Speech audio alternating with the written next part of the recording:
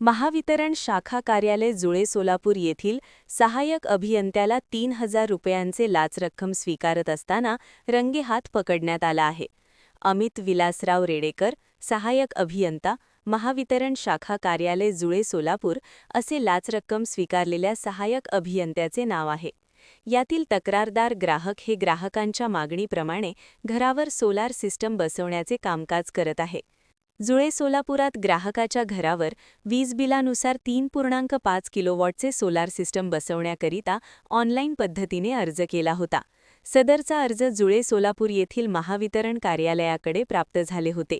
Online पद्धतीने अर्जाला मंजुरी देण्यासाठी सहाय्यक अभियंता अमित यांनी 1 किलोवॉटकरिता 1,000 रुपये प्रमाणे 3,000 रुपयाची मागणी करत असल्याची तक्रार सोलापुरातील लाचलुचपत प्रतिबंधक कार्यालयास तक्रारदाराने तक्रार दाखल केली होती.